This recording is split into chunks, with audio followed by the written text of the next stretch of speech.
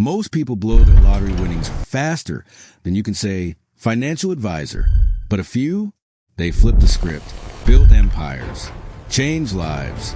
And one of them made a move so smart, it still is Wall Street talking. Stick around. You do not want to miss what they did with the money.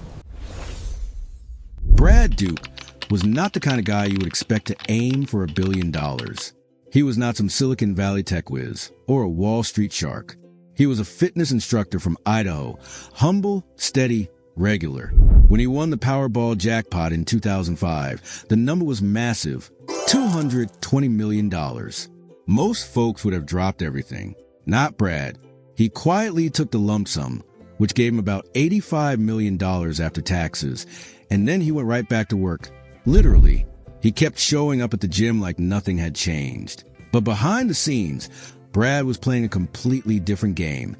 Instead of burning through cash or jumping into flashy investments, Brad assembled a team, financial advisors, lawyers, the works. His goal? Not just to be rich. He wanted to grow that $85 million into $1 billion. That was the mission. He started with real estate, energy ventures, and early equity investments, building out a portfolio that was smart, diverse, and future-focused. But things got rocky. When the 2008 financial crisis hit, a lot of Brad's early investments took a hit. Lesser minds might have panicked. Brad did not.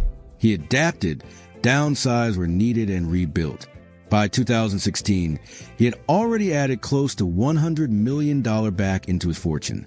And while he might not be a billionaire yet, he is still growing, still playing long-term. But here's the kicker. Brad never stopped living simply. No gold chains, no Instagram flexing, no tabloid headlines. He stayed connected to his community and even started the Duke Foundation, raising over $1 million for local Idaho causes. Brad proved that winning the lottery does not have to mean losing your mind. For him, the win was not an escape. It was a starting line. Cynthia Stafford's story sounds like fiction, but it is 100% real. In 2007, she was a single mom in Los Angeles raising 5 kids, her brother's children, who she took in after his tragic death. Life was tight. She was sleeping in the same bed with her daughter. Her dream? To win $112 million. Not just any amount, that exact number. She visualized it, meditated on it, wrote it down daily. And then one day, her dream crossed over into reality. Cynthia won the Mega Millions for exactly $112 million. That kind of alignment is wild enough, but what she did after is what makes her story worth remembering. She did not rush out to splurge on things. She studied. She learned. She brought in legal and financial professionals before spending a dime. Her first big move? Launching a film production company.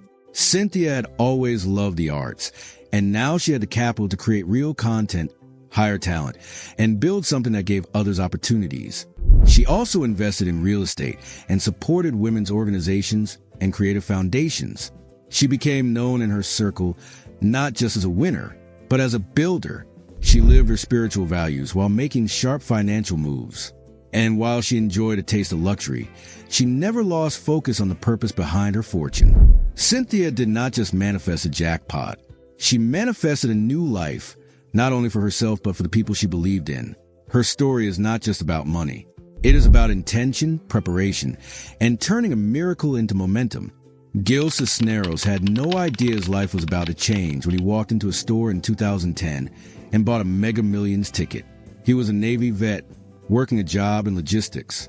Solid guy, working class background, nothing fancy. That day, his ticket won him $266 million.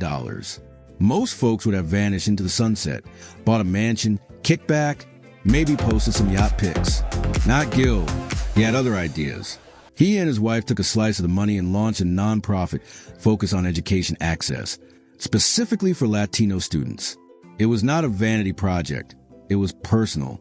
Gil knew how tough it was for many students to get ahead without support, and he decided to change that. But his ambition did not stop there. He wanted to serve his country in a new way. So he ran for Congress. People doubted him. After all, what did a lottery winner know about politics? Turns out, a lot. Gil ran a solid campaign and won. becoming a U.S. representative for California's 39th district. Later, he was appointed Under Secretary of Defense for Personnel and Readiness under the Biden administration. He went from Navy to nonprofit to Congress and used his winnings not to distance himself from the world, but to change it. Gil's story is the blueprint for how to turn money into momentum. He took a windfall and turned it into a platform. He shows that when you mix purpose with power, you do not just get rich, you get real impact. Sean McNamara did not just rely on numbers. He relied on something stranger, the mind. Along with a group of self-proclaimed remote viewers, Sean decided to test whether it was possible to see lottery numbers before they were drawn. This was not a random guess. They used methods originally developed for military intelligence during the Cold War, where remote viewing, basically psychic reconnaissance, was seriously explored by government agencies. Sean and his team meditated, tracked patterns, and documented their insights. And then it happened. Twice. They won. Not the big jackpots, but small verified wins that line up almost exactly with their predictions. Most people would laugh at the idea, call it luck, or toss it in the same category as UFOs. But Sean published the results. He made it public. He even taught others how to repeat the method, documenting the whole thing in blog posts and books. The money from the wins was not life-changing, but the method, that was the game changer. It proved a point. Focus, belief, and discipline, even when applied in unconventional ways, can yield real-world results. Sean did not just win a few $1,000s. He challenged the idea that lottery wins are just dumb luck, and he showed that sometimes the strangest strategies are the ones that stick. Les Robbins was never chasing fame. In fact, when he hit the Powerball for $111 million back in 1993, he was just a high school teacher trying to make ends meet in Wisconsin. Most people would have taken that kind of money and disappeared. Maybe moved to a private island. Maybe blow it all on cars and champagne. But Les did something that made people stop and pay attention. He built courts and cabins. Les had spent years watching kids grow up glued to screens, bored out of their minds during summer, and he decided to summer camp. Not a backyard swing set either. We are talking a 226-acre dreamland for kids. Camp Winnegar came to life with everything you could imagine. A lake, horses, zip lines, basketball changed that. He gave them a place to run, laugh, learn, and just be kids. The camp wasn't some temporary project or vanity flex. Les ran it for years like a full-time mission, offering scholarships and keeping prices affordable. While other lottery winners were busy falling off the map or losing their fortune, Les kept showing up for his community, for families, and for something that felt bigger than himself. Sure, he could have moved away or gone quiet, but instead he made a lasting impact, not with gold watches, but with childhood memories for thousands of kids who might never have had that chance. And when a company tried to mess with his annuity later down the line, Les sued them and won, because that money was meant to last. Not just for him, but for the legacy he was building. Les proves that sometimes the smartest move isn't investing in stock portfolios.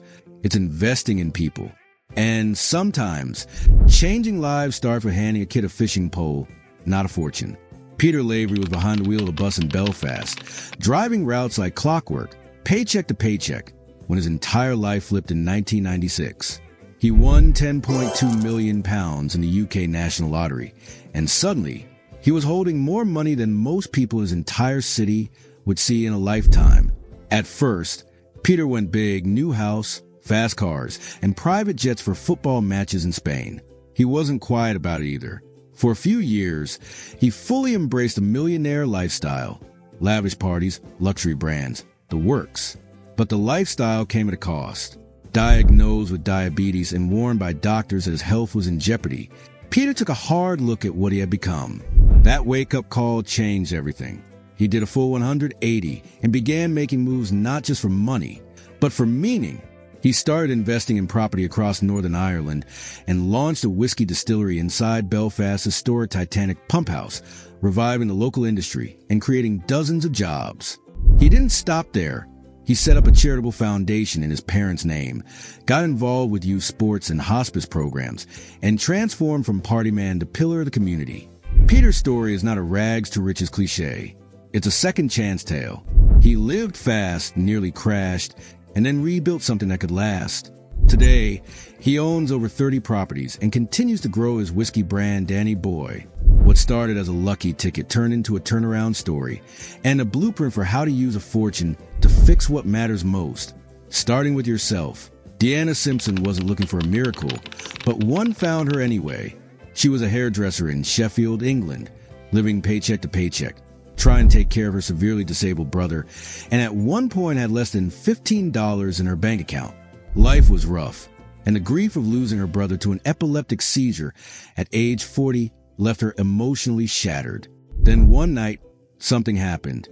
She had a vivid dream where her late brother appeared and gave her specific lottery numbers. Most people would have dismissed it, but Deanna trusted it. Maybe because she had nothing to lose. She bought a ticket using those exact numbers and watched in disbelief as every one of them came up live on TV. Her ticket was worth £5.3 million, and she was sitting in her brother's favorite chair when it happened. Instead of going on a wild shopping spree, she made quiet, smart moves. She invested in property and launched a real estate business with her son. She made sure her parents were comfortable in their final years, giving them the kind of life they never had growing up. And most of all, she found purpose again. Deanna began working with a local charity that trains service dogs for people with disabilities, something deeply personal to her. Considering her brother's life, she even offered her own home to help train the puppies. Deanna's story is not just a feel-good win. It's a full-circle moment of loss, belief, and building something beautiful out of tragedy. She did not let her win define her. She used it to heal. Neil Wanless was 23 years old and flat broke when his life shifted. He was a cowboy in South Dakota, struggling to hold on to his family's ranch, scraping by on the little they had left. Then came 2009 and a $232 million Powerball jackpot that would change everything. While most young winners might have blown the money on cars and chaos, Neil did something very few people expected. He went back to work. He bought a massive 50,000-acre ranch. Yes, 23 square miles, and doubled down on the cowboy life he loved. The land was not just for show. Neil invested in the soil, livestock, infrastructure, building a fully functioning, high-yield operation that would generate wealth far beyond a one-time payout. And he did it all while staying mostly under the radar. No reality shows, no millionaire talk shows, no Vegas getaways. Just land, horses, and long-term thinking. Years later, when he eventually sold the ranch, the price tag was reportedly north of $40 million. Neil had built something real, not just a cash pile, but a productive, valuable asset. He moved with his wife to Canada and winters in Arizona, still quiet, still focused, still rich. His win was not about changing who he was. It was about buying back the life he wanted to live and turning a Powerball ticket into generational land ownership that will outlast him. Jason Fry was buried in stress when he decided to buy that lottery ticket. He was working 3 jobs in Florida, pouring concrete, digging wells, bartending at night, just to keep his property from getting repossessed. He had a second baby on the way, barely any money left, and the holidays were closing in fast. Then came the ticket. One winning draw, and suddenly, Jason had $47 million in his hands. At first, the floodgates opened. New truck, Mustang, boat, house, motorcycle. He went big and fast. But it didn't take long for him to pump the brakes. He realized that kind of spending wouldn't last. So he shifted gears. Jason used the remaining money to buy a golf driving range. Something fun, local, and profitable. But he didn't stop there. He visited a friend who owned a Batteries Plus store and decided to buy one himself. Then another, then 2 more. He ended up running 4 of them, each bringing in consistent revenue, each creating jobs for his town. Jason turned his jackpot into a legit business portfolio and became something rare, a lottery winner with staying power. Today, he still earns, still builds, and still owns a life he once feared he'd lose. Robert Salo was just 18 years old, fresh out of high school in Brooklyn, when he scratched off a $2 New York lottery ticket that would change the entire trajectory of his life. It was not one of those massive jackpots you hear about on the news, but for Robert, it was the perfect kind of win. $1,000 a week for life. That came out to roughly $52,000 a year, guaranteed, with no risk of blowing it all in one go. Most teenagers handed that kind of money would sprint to the nearest dealership, drop cash on a sports car, and burn the rest in record time. But Robert did something wildly different. He stayed calm, focused, and made a plan. He announced that he would use the winnings to attend college and pursue a career as an electrical engineer, a field he had already dreamed about, but that seemed financially impossible just days earlier. His family was not rich, and college debt was looming. But now, thanks to that scratch-off ticket, he had financial breathing room. Robert's story is not flashy. You will not find paparazzi photos or reports of him partying in Miami. What you will find is a young man who treated his win like a stepping stone, not a finish line. That steady weekly payout gave him structure and stability at a time when most teens are overwhelmed by choices. He stayed grounded, kept living at home, and focused on his future. No gold chains, no Instagram clout, just a college-bound kid using his luck to build a life. Robert's story proves that sometimes the smartest wins are not the biggest ones. They're the ones that buy you time, clarity, and a way forward. He is a reminder that you do not need hundreds of millions to make your life work. Sometimes, all it takes is a right decision at the right moment. Yancey Hicks was working long shifts at a McDonald's in Illinois when his life flipped upside down. It was 2008, and he had been frying burgers and mopping floors for years, stuck in that grind where dreams felt miles away. Then came a $1 million Illinois state lottery win. Just like that, everything changed. But instead of quitting on the spot and heading straight for a luxury car lot, Yancey played the long game. Sure, he treated himself to a bright red Corvette, because who wouldn't? But after that moment of celebration, he did something you do not often hear about. He got to work building something better. He used a large portion of his winnings to purchase a Subway franchise, stepping into the role of business owner after years of being an employee. It was a serious pivot from fast food worker to boss, and it worked. His Subway location thrived, and Yancey kept things running tight, investing his time and energy into creating a stable, profitable business. But he didn't stop there. He also made sure his daughter was set up for the future, putting money toward her college education and investing in her dreams. Yancey's win was not about getting rich quick or blowing cash on temporary highs. It was about transition. He used the money to rewrite his life script, trading stress for stability, and a fast food counter for a cash-flowing enterprise. It is easy to look at $1 million and think about what you can buy. But Yancey saw something different, what he could build. His story is a masterclass in keeping your head on straight when the money hits. He proved that with the right mindset, even a modest jackpot can flip your entire future.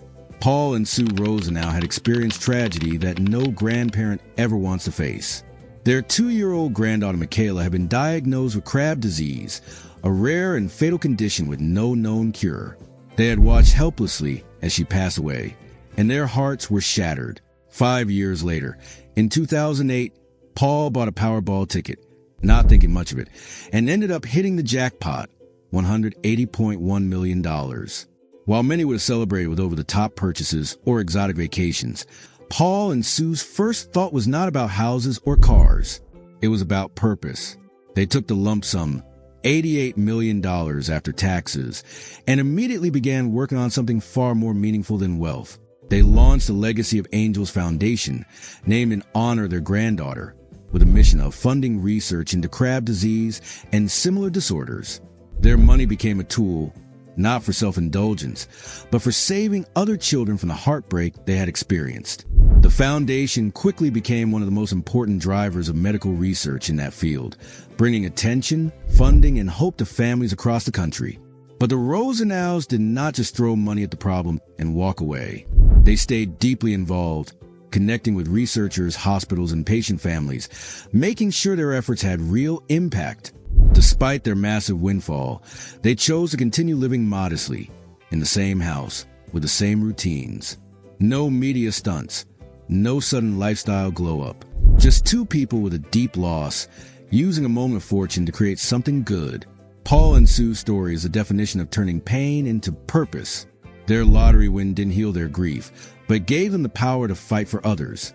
And they did it with grace, humility, and an unwavering sense of mission. Andrew Clark made headlines not just for winning big, but for how long he waited to claim it.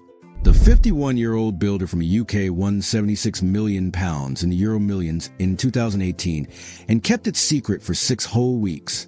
While others would be shouting from the rooftops, Andrew kept going to work every day like nothing had happened. But that silence wasn't indecision. It was strategy. He used that time to get his affairs in order, build a plan, and consult experts before making a single move. And when he finally stepped forward to claim the prize, he was ready. He bought a new home, upgraded a few cars, and took his family on vacation. But beyond that, he put most of the money into carefully selected investments. Property, stocks, and long-term funds, all managed with the help of a financial team he had picked out during those quiet weeks. He also used his win to help out friends and relatives in meaningful ways, paying off debts, setting up support systems, and making sure the money had purpose beyond luxury. Andrew's story stands out because it is rare to see someone win big and then pause, breathe, and plan. That silence was not fear. It was discipline.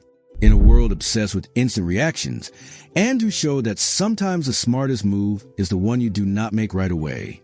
By thinking before acting, he turned a massive jackpot into a secure, well-managed future, not just for himself, but for the people he loved. Turns out, winning the lottery is the easy part. The real test? What you do after. So if that lucky ticket landed in your hands, would you spend it smart or lose it fast? Let us know in the comments. And do not forget to subscribe for more real stories.